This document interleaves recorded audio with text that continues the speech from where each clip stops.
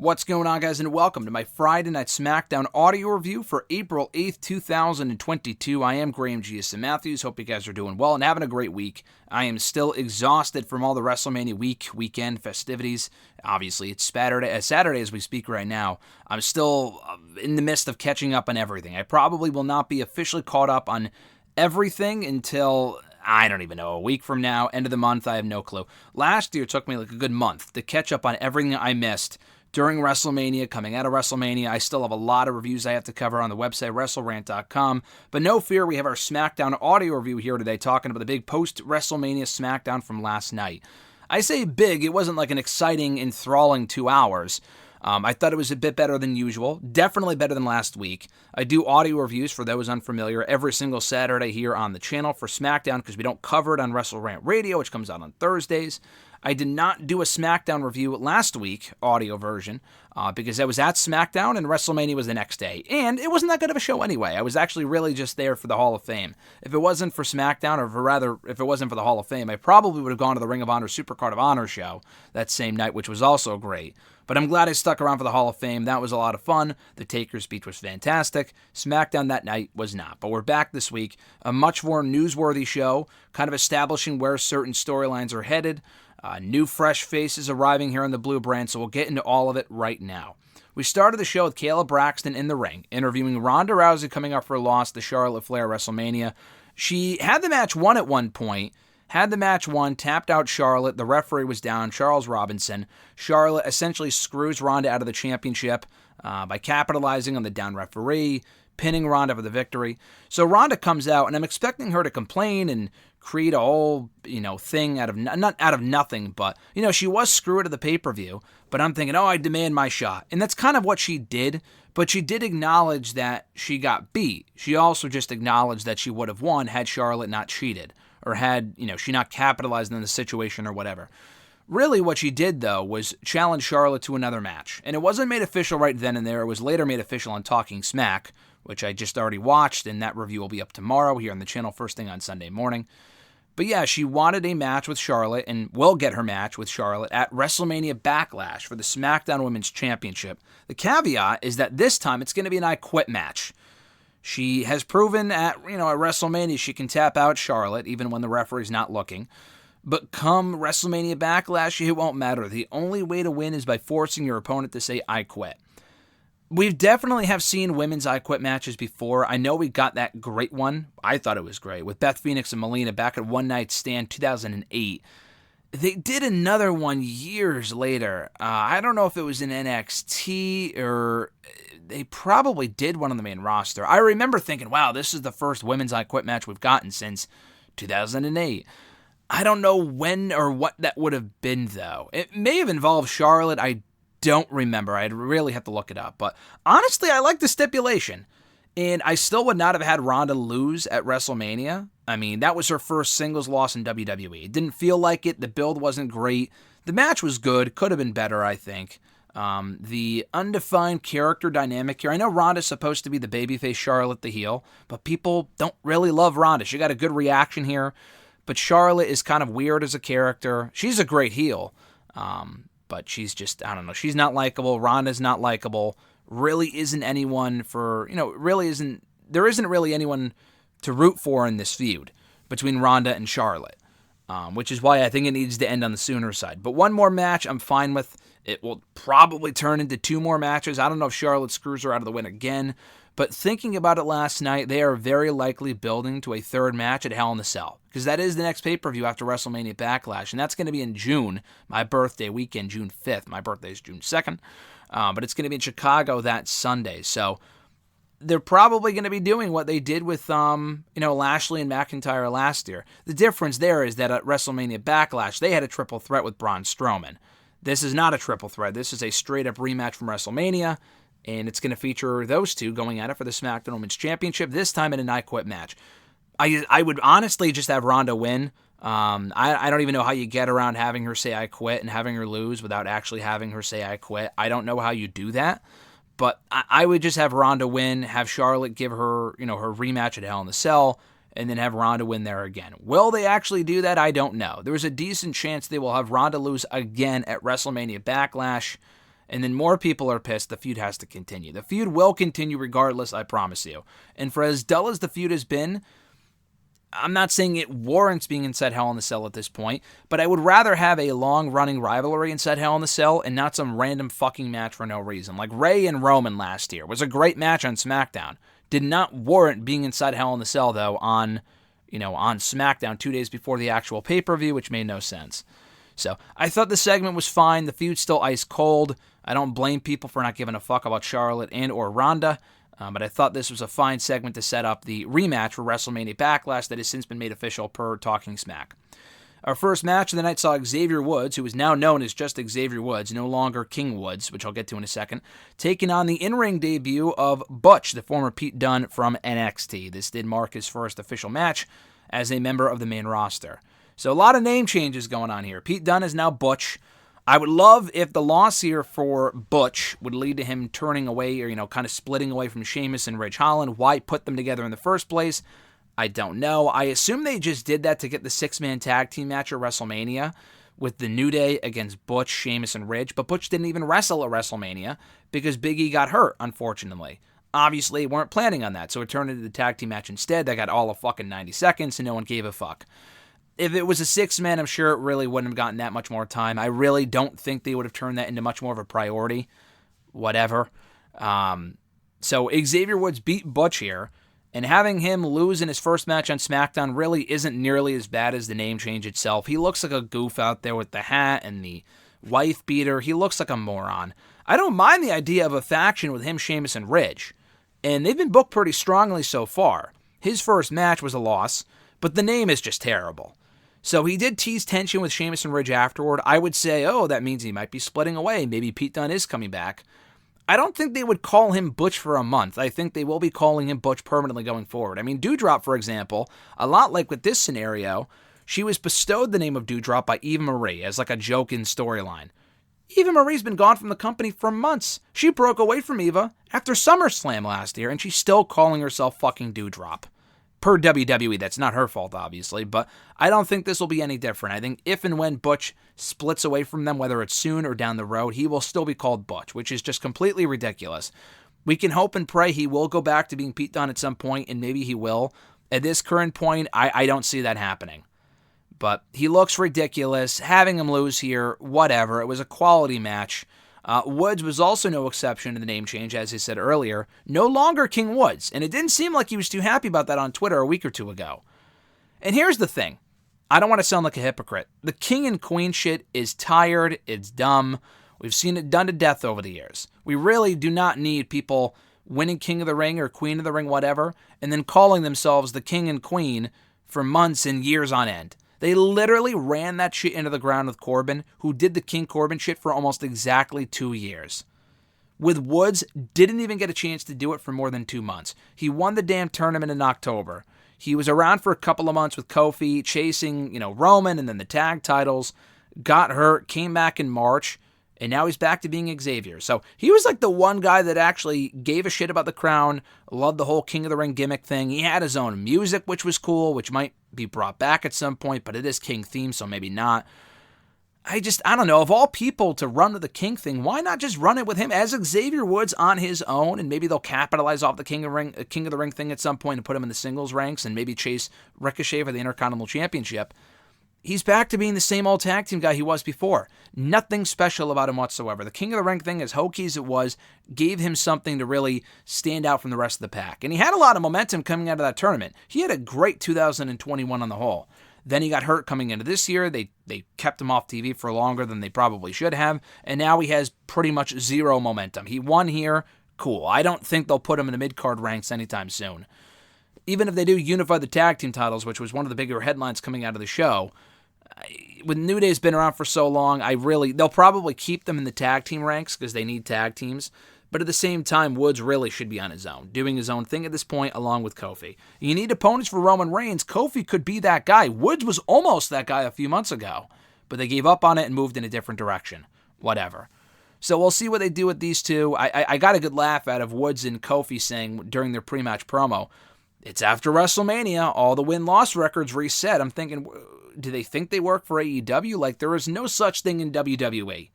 as win-loss records. They don't give a fuck about that stuff. They don't talk about that stuff unless it's really significant, like with Roman and talking about how he hasn't been pinned or submitted since December of 2019. Other than that, they don't really talk about, oh, this person, for the most part, this person has won 37 matches in a row or won the 10 of the last 12 matches they had, like in AEW. They don't pay attention to that stuff. They don't care about that stuff. They have flat out told us before, in this company, wins and losses do not matter. They have literally said that in promos and elsewhere. So, I got a good laugh out of those two saying, oh, all the losses we suffered at the hands of you guys recently don't matter because it's after WrestleMania. Well, keep thinking that, guys. Like, it's really going to make much of a difference. We had the SmackDown debut of Gunther. I mean, they call him Gunther during his in-ring introduction. I think it was Kayla that called him Gunther. I don't know. He has called himself Gunther. I can't do it like he does, but in post-match promos before, and he even corrected Alicia Taylor on NXT when she said, Gunther! I mean, I know it's spelled Gunther, but if they really want to make it imposing, I think I prefer Walter, which still sounds bland as fuck, but at least he kind of built up some credibility with that name. If you're going to change it for the sake of changing it, which now we know why they changed it, and the music was because they were coming to the main roster, at least they got that shit out of the way early, and it wasn't like they brought up Walter as Gunther. That would have been awful. I mean, it was already awful they changed the name to begin with, but we got our frustration out of the way 2 or 3 months ago, so it is what it is. But yeah, with Gunther, he's looking good. He came out wearing like this white robe, not the same black robe he would wear in NXT and NXT UK. You know, so far so good. He's not out there wearing some, you know, they really are leaning into the German stuff. I'm not going to create controversy where there is none right now. It's not like they're giving him a Nazi gimmick right now. At some point, could they or imply it? Maybe. Because the whole Gunther Stark thing, that was a Nazi name. Marcel Barthel, who's coming with Gunther to the main roster, is no longer Marcel Barthel. He's now, what is his name? Ludwig, something like that. Kaiser. I thought his name was fucking Frazier. I don't fucking know. The name sucks, but I don't really like the name. And listen, Marcel Barthel might be a mouthful, but I can't imagine Ludwig Kaiser is any better than Marcel Barthel. I know they like to trademark shit. To go completely different than what it was before, I don't know why they do that. Just tweak it. If you really want to trademark it, like with Ruby Riott, that's not like that was her independent name, but, you know, just put an extra T on it, or an extra name, or a nickname, or something. I don't know. Like with Ruby Riott, they went from 1 T to 2, and it was dumb at the time, but I'm thinking it makes sense in retrospect. Completely changing the name from one to the other. Instead of like Walter, call him Walter with a V. I've said that before. I just don't get it, man. I really don't understand. But the new name sucks for Ludwig, but I don't really mind it because the guy's not going to be a main event player, so it really doesn't bother me. He is clearly just there to serve as a manager, maybe a mouthpiece for Walter, even though Walter can talk, but he's pretty much there to kind of be a side piece. Fabian Eichner was not there. We heard reports. I mean, I haven't really watched NXT in full from Tuesday yet anyway. That goes to show you how far behind I am. But Eichner walked out on Imperium on Tuesday, so they are not coming up collectively as a group. And again, I don't know if I hate that. Eichner is awesome. If Barthel was on his own in NXT, the guy would be cut. No doubt about it. Eichner on his own, I have a bit more faith that he could be a guy that they branch off on his own in NXT and he finds success. That guy is fucking awesome. Not to say Barthel isn't awesome. He's also very good. But Eichner just, for years, has always had this breakout star quality about him. So I'm kind of glad they're hopefully leaning in that direction. I mean, he could end up being released in a week, but I hope that's not the case. Barthel serves well as Walter's hype man, manager, whatever the fuck you want to call him. So Gunther was on the show. I'm going to bounce back and forth between calling him Gunther and Walter, but he had his first match on the show against Joe Alonzo, some local athlete.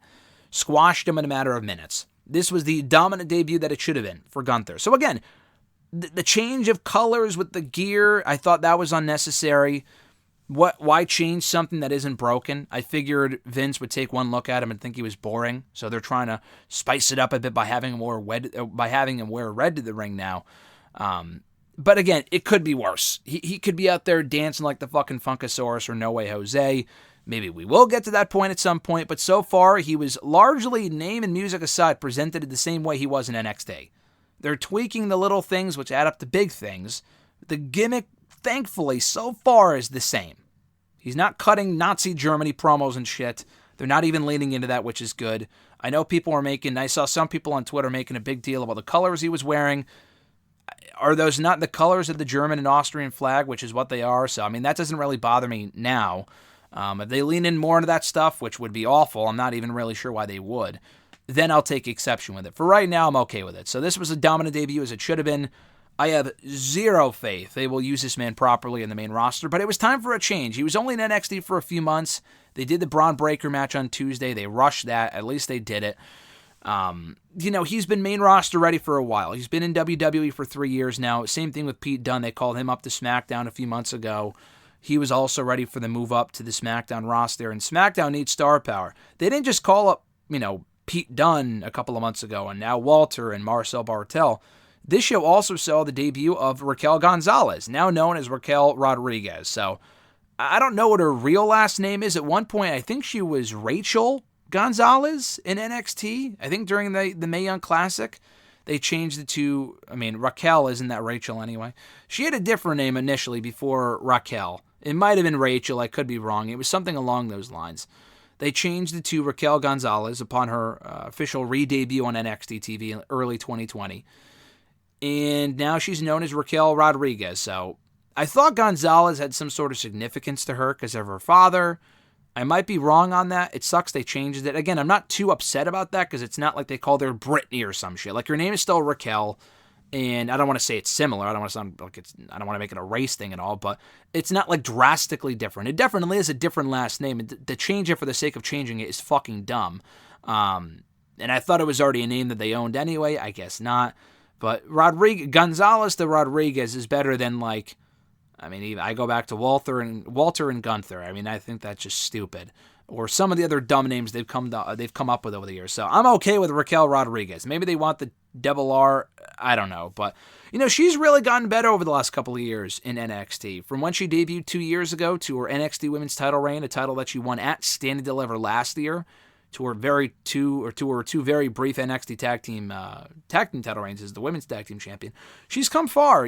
She's coming up as a babyface. She had that segment backstage with Los Lotharios. I guess they got to put all the Latinos into one segment for some reason. I don't know why. But they did that. So, listen, I have faith that she'll be used well. She's got size on her side. She's not bad. She's a decent talker. I'm fine with her getting called up. I'm all for it. So hopefully, SmackDown could use a name like her in that women's division, so I'm all for it. Not only is Raquel joining the SmackDown women's division, but Lacey Evans as well. I don't know where she was before. I think she was on the Raw roster the last time that we saw her, but she's been out for a good 14 months. We last saw her in February of 2021 on Raw doing that awful angle with Charlotte and Ric Flair. Unfortunately, she now finds herself on the same show as Charlotte. They reversed the roles. Lacey's a babyface, Charlotte's the heel, so maybe they will revisit that. Hopefully and thankfully without her father, without Ric Flair involved. That was fucking terrible. The matches themselves could be fine. Lacey has improved over the years. I think she's a decent in-ring worker. And honestly, she played the sassy Southern Belle character well. It was kind of one-dimensional towards the end there. They ran it into the ground. There really wasn't much more you could do with it. She definitely was not winning any titles with that character. She just wasn't. Not to say she's a bona fide SmackDown Women's Champion with this character, but honestly, I might be among the minority here, but I actually liked babyface Lacey Evans back when she turned in late 2019. She wasn't babyface for very long, maybe about 6 months, maybe a year. I think it was less than that, though. But I thought she did well in the role. She got over. People liked her. She is a former Marine. So why not lean into that? I'm not saying, play up the sympathy stuff, but she has a great story, and she told it here on SmackDown. The way they did it was a bit different than what they normally do. She just stood there talking, not in the ring, thankfully in a backstage setting for a couple of minutes, and they showed pictures. It wasn't like there was music playing in the background, or it wasn't in vignette form. She just kind of stood there and spoke. But still, I thought she did a very good job, and I'm curious to see how she does going forward. So she's another nice name added to that SmackDown Women's division, and we'll see how it plays out. I think it would have been nice if they brought in Raquel as a heel. I think bringing in two baby faces might be a lot, but hey, listen, unless the plan is to keep the belt on Charlotte or turn Ronda Rousey heel, on the babyface side currently, I know Sasha and Naomi are as a tag team, but if and when they break up, you have them two in the babyface division. I mean, Sasha really should be a heel, and hopefully when they break up, Sasha is a heel again. But you have those two currently. You have, I don't know what the fuck happened to Xia Li. I think they just kind of completely forgot about her. Hopefully they don't fire her, but we have not seen her in weeks. She had all of one match on SmackDown. They had Aaliyah. I mean, she's still there. She's just no good to me. So, I mean, as far as her in-ring ability, so her being an afterthought doesn't really bother me. But Xia Li, they had something. They've completely forgotten about it. So they have Sasha. They have Naomi, Aaliyah, Xia Li. They have Ronda Rousey. Now they have Raquel. And they have Lacey Evans. So that's a lot of baby faces. Unless Charlotte keeps the championship and they're just bringing these people in to feed to Charlotte at some point, which I'm pretty sure she's losing that belt at some point soon to Ronda Rousey, then bringing in Lacey as a babyface I like. Bringing in Raquel as a babyface, which I know is what she was in NXT, but she was always kind of a better heel, so I'm not really sure what you do with her, to be honest. I mean, I don't know who they turn. Maybe Ronda, hopefully Sasha. Time will tell. So anyway, we move on to the next match here, our next segment. We had a Happy Talk with Happy Corbin and Madcap Moss. Madcap Moss finally turned babyface here, and the crowd was shockingly behind him. I've never been a Madcap, Riddick Moss fan. I've always found him to be pretty bland. He's got a good physique, but there's really nothing else that stands out to him, in my opinion. But I saw him on Talking Smack, and he spoke fairly well, so I'm going to give this a chance. I really don't give a fuck about a Happy Corbin, Madcap Moss feud. I really don't. But they had to split the two of them up. The joke shit was terrible. The only way this works is if they completely repackage Madcap Moss. Give him a new name, a new character, new music. Oh, God, the music is awful. They've got to completely repackage him. Currently, he's a joke. In the ring, he's not terrible. He's mediocre, but he's not terrible. He could have potential as a babyface if they push him properly. The crowd being as behind him here as they were really surprised me. But hey, good for him. And if they can capitalize off that and he can hold his own in the babyface role, then I'm all for it. They need more stars. I'm not saying I really give a fuck about a Madcap Moss push, or I'm gonna be the one to buy his first T-shirt. But it is what it is. We had Drew McIntyre going one-on-one with Sami Zayn on this show. Sami Zayn backstage was complaining to Adam Pearce about the loss to Johnny Knoxville at WrestleMania, and said, if I'm going to face the next person who walks through that locker room door. I was really hoping for LA Knight, who was not on the show, unfortunately. Instead, we got Drew McIntyre, which was cool. I like Drew, and thankfully this means that the Corbin and Drew stuff is over. I was fearing that it would continue through Backlash. Thank the fucking Lord that is not the case. Thank God. Instead, they're doing this mini feud with Drew and Sami. They had a pretty straightforward match here. Drew dominated him for a matter of minutes. Sami ran off and got counted out. So they're doing a rematch next week on the show. They've always had good chemistry together, so hopefully they can get more time next week, but this worked for what it was. We had Liv Morgan and Sasha Banks going one-on-one in a very nice match. I thought Liv looked great. Definitely not Sasha's best match. Would it have been Liv's best match? I don't know. I really like the Becky matches, but it would be up there. Liv has shown in all of the matches that she's had against all of these top stars in recent years, whether it be Charlotte, Asuka, Sasha, and now Becky, she can hold her own. She can do well. So I thought this was a pretty good match, and I thought her picking up the win was great. And I said this on Twitter, but Sasha, unless I'm wrong, on TV in singles action, had not been beaten since Bianca beat her at WrestleMania 37. Sasha has won a majority of her matches. She doesn't really feel overly special right now, although she has momentum on her side, which is good. But, she hasn't really felt overly special or like a focal point in that division for quite a while. Probably since the feud with Bianca last summer when they brought that back around. So that being said, I don't even know what I was saying. Oh, it's a big deal is what I was trying to say for Liv Morgan to beat Sasha nonetheless, despite how she's been booked lately. Good match, giving Morgan some momentum before Monday, where she and Rhea Ripley, who was not here on SmackDown, by the way, will challenge Naomi and Sasha for the WWE Women's Tag Team titles. And then we get to the main event segment. This was advertised as Roman Reigns revealing his next step after winning the undisputed WWE Universal Championship at WrestleMania 38 Night 2. So he comes out and with the Usos and Paul Heyman and doesn't reveal his next step. So that was a bit misleading. Maybe they didn't say his next step. I think he just said the next step for the bloodline, I guess. He didn't say anything about his own reign. He just said that he's holding all the gold right now. The Usos should also be holding all the gold. Meaning that he wants them to go to Raw this Monday. I don't know if the match is going to be made official for Monday. I would hope not. He wants them to challenge RK Bro for the Raw Tag Team titles, take those titles, and he specifically said unify those as well. Thank God they are finally going in that direction. And listen, I'm a brand split mark. I want separate titles on each brand. The unfortunate thing, and really this has been the case since they brought back the brand split, this is not a newfound problem, their tag team divisions on both brands are in shambles. WWE just objectively does not know how to book tag team wrestling. They can have some great teams once in a while and some great matches. Consistently, they have never really known how to book a strong tag team division. Even with one tag team roster, this tag team division would not be great. Just unify the damn things. It really does seem like the brand split is coming to an end. It is what it is at this point. Just with the roster being what it is, I can't say I'm shocked. I would keep it around, at the very least, unify those tag team titles. I would honestly much rather have that be a permanent move over the world titles being unified. I don't know if that's necessary currently. I can see why I can understand an argument being made for why it is, but the tag title should have been unified a while ago. I mean, honestly, that shit is just so dumb. The fact that there's still separate tag titles and we have the divisions that we do. They're just not good. So they mentioned that. And then out comes what we wanted to see on Monday, someone interrupt Roman Reigns, kick off his next program. And it was not Brock Lesnar. I feared it would be Brock. I thought for a second it might be Drew. We already saw Drew earlier in the show, but I'm thinking maybe that was a red herring because he's coming out here. It wasn't either one of them. And it wasn't LA Knight, unfortunately. It was unexpectedly, I wanted to see this. I wasn't actually expecting what happened. Shinsuke Nakamura. Now, I'm sure this was not planned. I don't know if they were supposed to win the SmackDown Tag Team titles at WrestleMania, he and Rick Boogs. I don't know. I highly, highly doubt that they were planning on doing a Roman and Shinsuke feud coming out of WrestleMania. We don't really even know why Shinsuke was out there. You have to assume they're doing Roman and Shinsuke. From a storyline standpoint, he didn't say a damn fucking thing. He literally just stood there, had Roman Reigns hug him awkwardly, and he didn't know what was going on, but before he could react, the Usos laid him out. So here's my thing. I got some pushback on this on Twitter. With this segment, I love the idea of a Roman and Shinsuke feud. I do.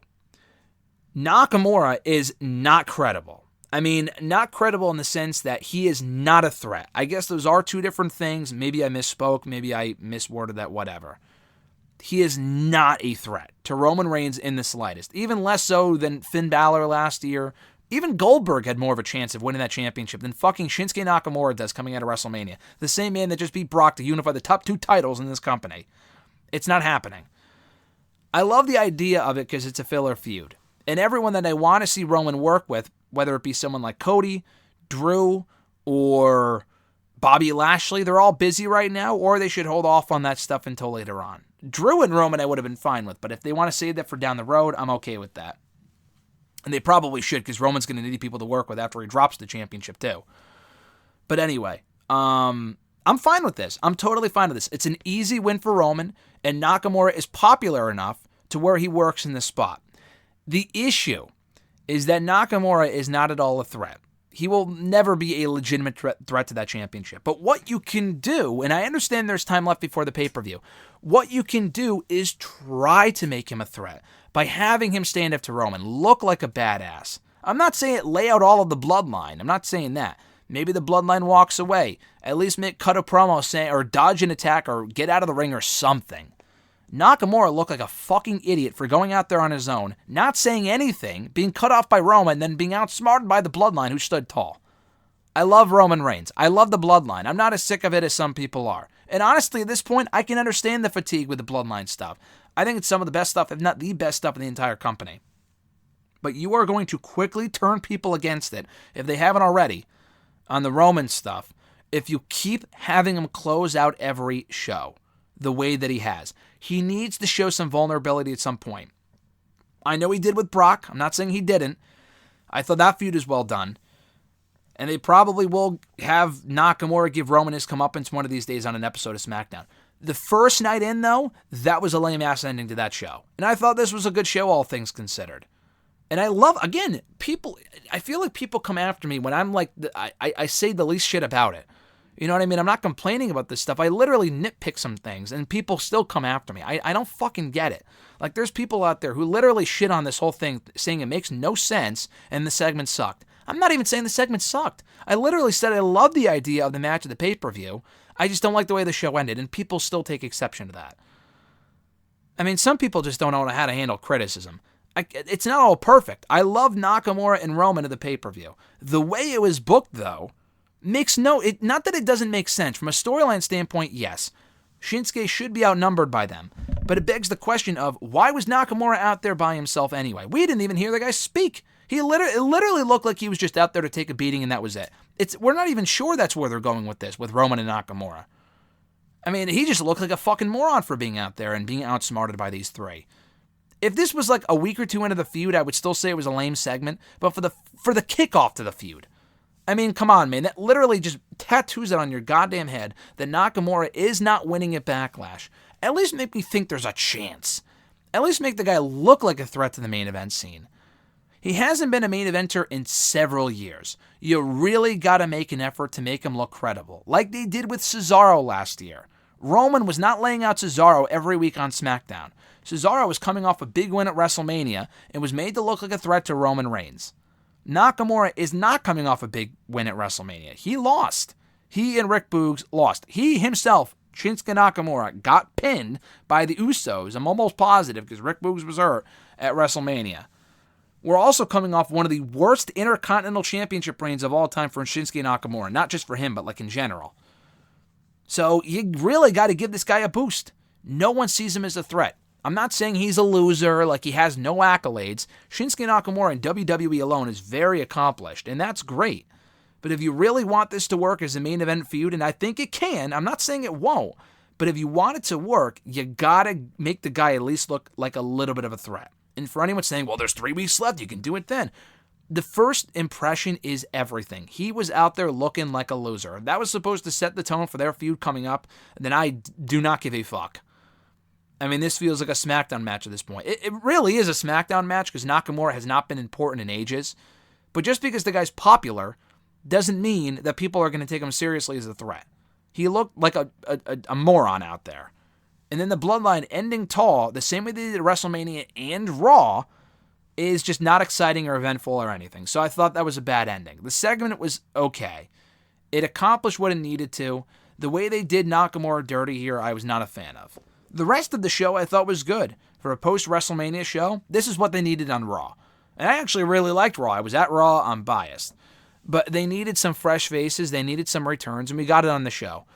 I don't know what you got to turn over the. If you get your milk carton from the fridge this morning, be sure to keep an eye out, or tomorrow morning, keep an eye out for LA Knight, Bayley, and Asuka. Bayley, I'm sure, will be back at some point. She may not even be cleared yet.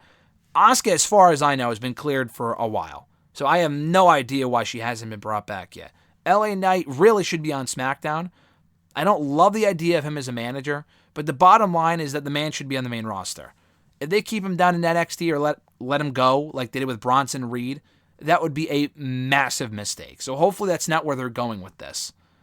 LA Knight, they need stars on both shows, but specifically SmackDown, that guy can be a star. I know he just finished up a feud with Walter, and they're already going to be on the same brand, but who the fuck cares? Put him on SmackDown, please. So I like the fact that we got Lacey Evans on SmackDown. She's back now after about a year away. Not a major addition, but it's nice to have a fresh face in there anyway. Raquel's a nice addition to the roster, as is Ludwig, or whatever the fuck his name is. Marcel Barthel and Walter. That's great. The Usos going after the Raw Tag Team titles. We're getting Ronda and Charlotte at Backlash in an I Quit match. Solid stuff all around. Madcap Moss now a babyface. They set that up. Drew and Sami having a rematch next week. I thought this was a very effective show. A much better SmackDown than what we've gotten in recent weeks, months, whatever. So I give it maybe not 2 thumbs up, but it was an enjoyable show.